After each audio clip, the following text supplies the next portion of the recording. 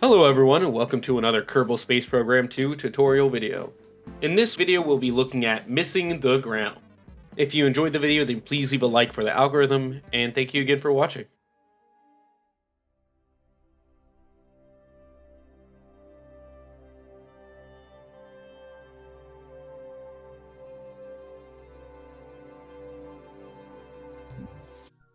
Missing the ground. If you want to visit space for more than a couple of minutes, you'll need to get to orbit. An object is in orbit when it's moving sideways so quickly that even as gravity causes it to fall, it keeps missing the ground. As long as that object isn't slowed down by anything, it follows the same path every time it goes around the body it's orbiting, forever. If that object is a kerbal, it is recommended that they bring lots of snacks.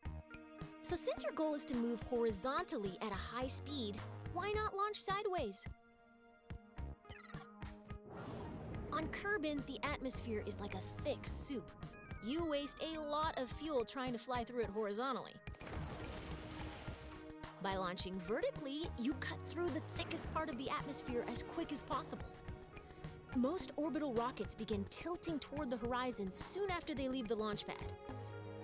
This maneuver, called a gravity turn, uses the planet's gravity to turn the ship and reduces the amount of fuel needed to achieve a stable orbit.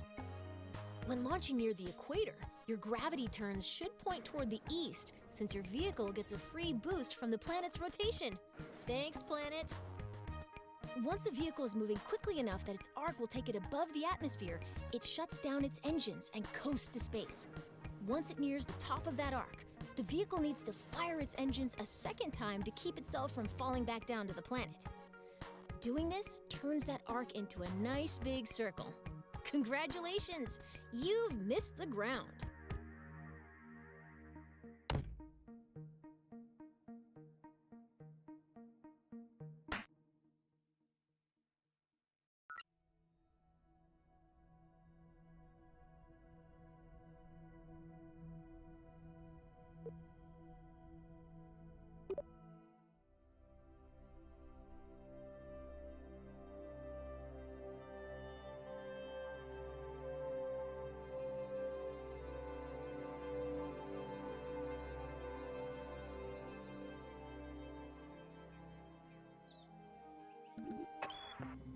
When you're making a rocket, it's often easiest to work top to bottom, tailoring each stage to carry the weight of everything above it. To give you a head start, I've already placed an upper stage, perfect for maneuvering in the vacuum of space. It could use another, more powerful stage to push it up to space from Kerbin's surface. Let's turn this vehicle into a multi-stage rocket.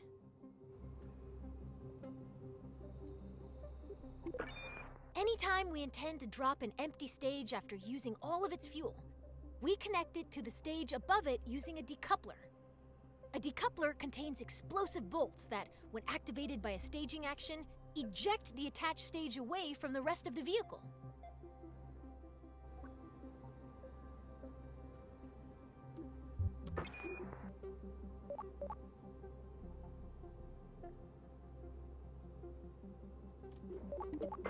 Add that decoupler to... We need to attach a larger, more powerful lower stage to the bottom of your rocket. To keep things simple, I've whipped up a new lower stage in another workspace. You can bring saved vehicles and other sub-assemblies into an in-progress workspace by merging it. Let's merge my lower stage into this VAB workspace. Out in the real world, this list would show all of your saved workspaces. Here in the simulator, I'm only showing you the lower stage you need to merge.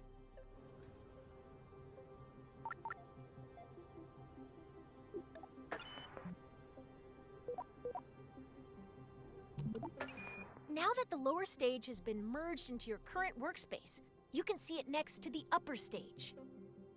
Select the lower stage and connect it to the decoupler beneath the upper stage to create a single two-stage rocket. Perfect! Merging is a very powerful tool. Anytime you want to reuse a particular booster, lander, or other element from an existing rocket, merging saves you the hassle of making the same thing over and over.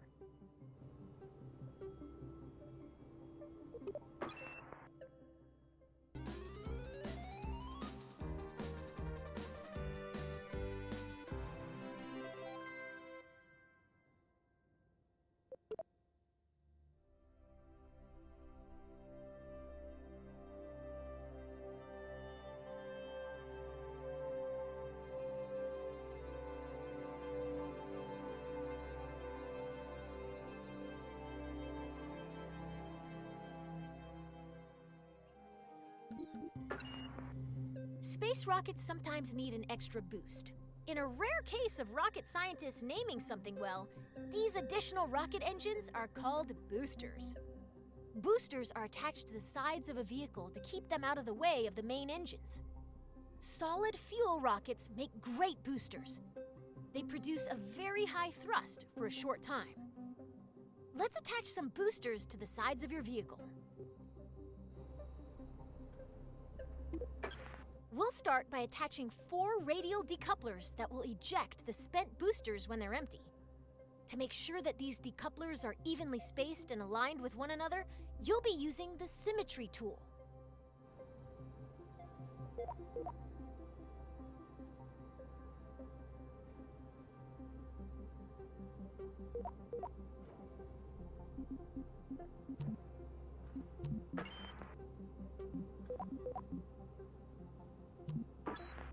Great! Now when you place a part on one side of your rocket, 3 more evenly spaced duplicates will appear around the rocket.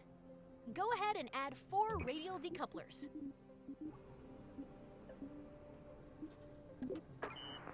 Good! Now attach it as shown. Perfect! Now you've got 4 radial decouplers exactly where they need to be.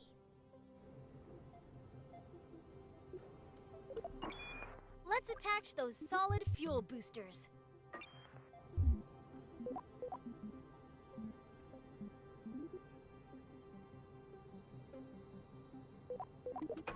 Since you're still in 4x symmetry mode, simply attach this booster to one of the decouplers you just placed. Great job! You've finished your orbital rocket. You can symmetrically place up to 8 parts at once, a feat that could until now only be achieved by certain sea creatures.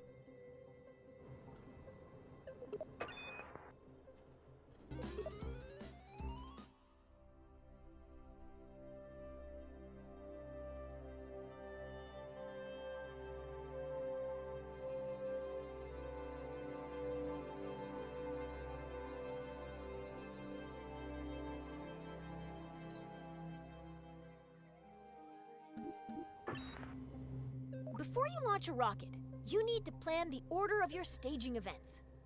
Nobody wants to start out their flight by popping their parachute, right?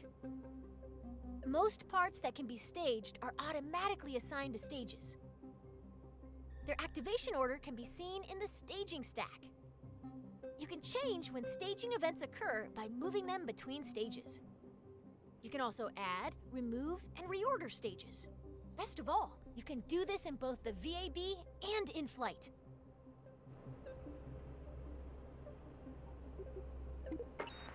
The staging order begins at the bottom of the staging stack. You want your boosters and main engine to fire together for maximum thrust. The solid fuel boosters are currently in the second stage. If we don't change anything, the boosters will ignite late and detach themselves at the same time. This would be embarrassing for everybody, so let's move the boosters down to stage 1.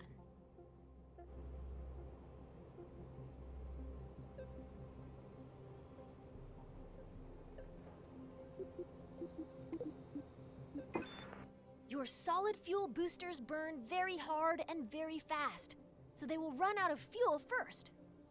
Even though your main engine and boosters will activate at the same time, you want to drop the empty boosters before you drop your main engine. You'll add a new stage above stage 1 to do one thing. Activate the radial decouplers to jettison your spent boosters.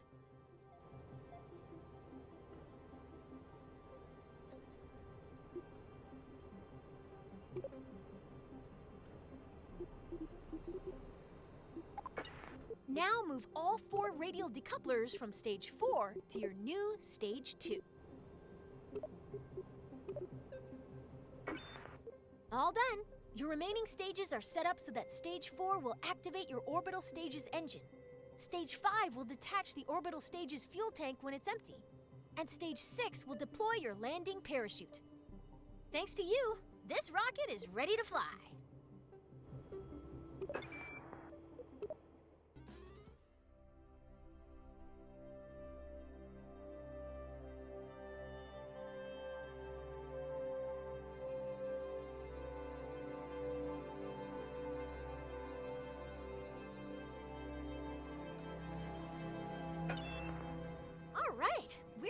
light this candle.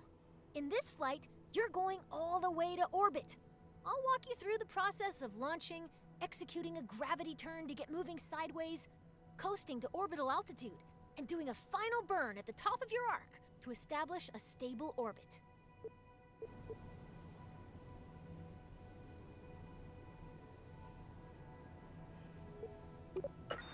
Before we begin, let's talk about the nav ball. The nav ball shows your vehicle's orientation relative to the horizon. The blue half of the ball represents the sky, and the brown half represents the ground. The level indicator at the center shows your vehicle's orientation. When you turn, the ball turns. When you roll, the ball rolls. Assuming you want your rocket pointed at the sky, you'll want to see lots of blue on the nav ball. If you get confused, remember this rhyme. If the nav ball's brown, you're going down.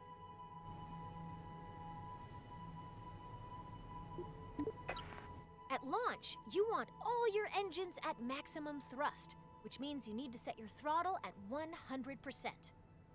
Your solid fuel boosters are way ahead of you on this. They have no setting other than full throttle, and they can't be shut off once they're lit. Once you hit the go button, they'll go full tilt until they run out of fuel. Still, your main engine's throttle is in your control. You can see your main throttle here. Left shift gradually increases your throttle. Left control gradually decreases your throttle. Z and X instantly set your throttle to 100 or 0% respectively. Left click on the throttle will set its level where you clicked.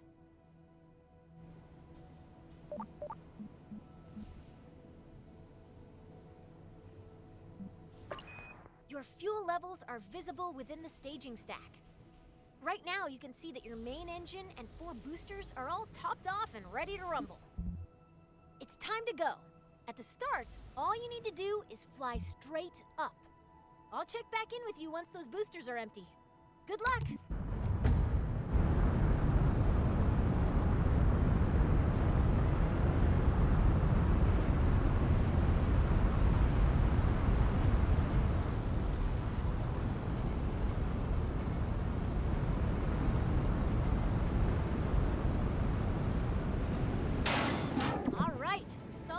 Boosters are empty. Let's drop them. It's time to start your gravity turn. A gravity turn uses the pull of the planet's gravity to help bend your vertical ascent into a horizontal arc. It's the first step to entering orbit. For our first flight to orbit, we're going to start our gravity turn up to where the air is thin, at an altitude of around 10,000 meters. To show you where to aim your rocket, I've placed a target marker on your nav ball. First, we need to get to 10,000 meters.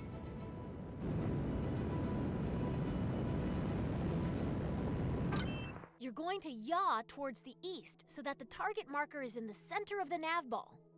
Your vessel and nav ball should look like this example video if you're performing the gravity turn correctly.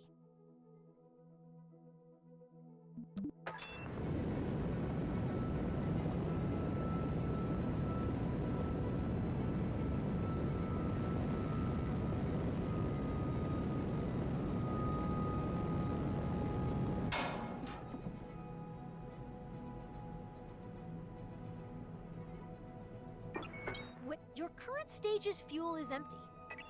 Great job! Your rocket is on its way to orbit. As you gain experience, you can make your gravity turns more efficient by starting to tilt your rocket soon after liftoff. Adjusting course with a series of small corrections instead of one big one will leave you with a lot more fuel when you get to orbit. Turning immediately after launch requires a very stable rocket, so if you ever have trouble keeping the pointy end up, you can try the simplified wait and turn method we use today.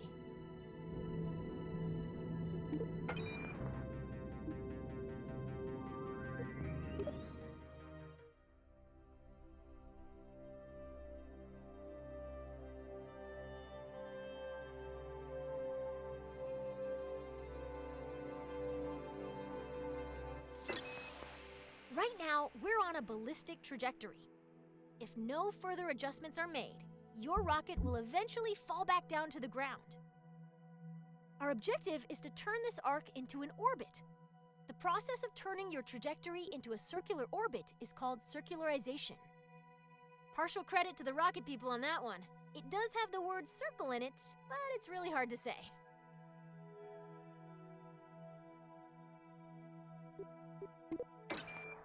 When planning and executing orbital maneuvers, you'll want to switch to map view, where you can see every part of your current trajectory. The blue arc passing through your vehicle is its current trajectory, the path your rocket will follow if you don't touch the controls anymore. Our goal is to make that arc into a circular orbit. After you've coasted nearly to the top of this arc, you're going to point forward, and then you're going to ignite your engine. If you time this burn right, you'll never quite get to the top of the arc, as it'll keep widening in front of you until it wraps all the way around the planet. Let's break that down a little more. The top of your arc has a helpful tag in map view. It's called the apoapsis, abbreviated as AP. You're going to max out your throttle before you pass this point. We're paused at just before the apoapsis. We want to go faster in the direction we're already moving, so we need to make sure our rocket is pointed forward. There's a handy marker on your nav ball called the prograde marker. That represents your forward direction. Use the Stability Assist System, or SAS, to point your vessel at that marker.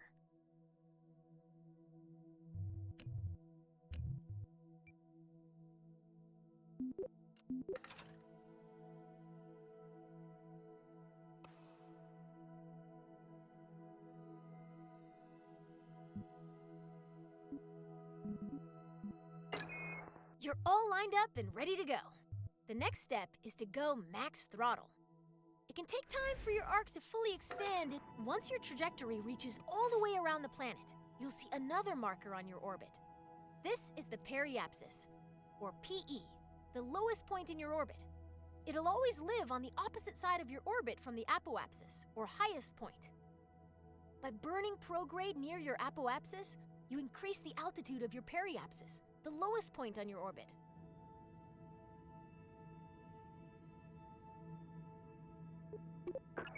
Here's the most important thing to remember about setting up an orbit above an atmosphere.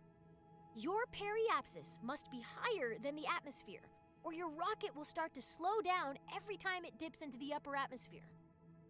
On Kerbin, that means every part of your orbit must be higher than 70 kilometers. Okay, your orbit is fully out of the atmosphere. Cut the throttle. You did it! You're in orbit! This is when I'd usually tell you to look under your seat in the simulator, where you'd find a delicious celebratory treat. Sadly, since the vending machine in the astrodynamics lab broke down, it has gotten very difficult to hide snacks anywhere at KSC. Feel free to take a moment to admire your first orbit.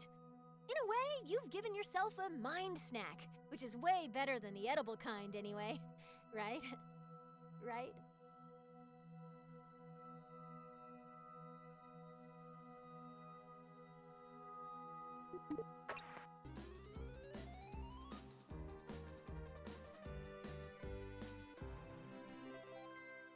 How do you feel about the new Missing the Ground tutorial for Kerbal Space Program 2? Let me know in the comments.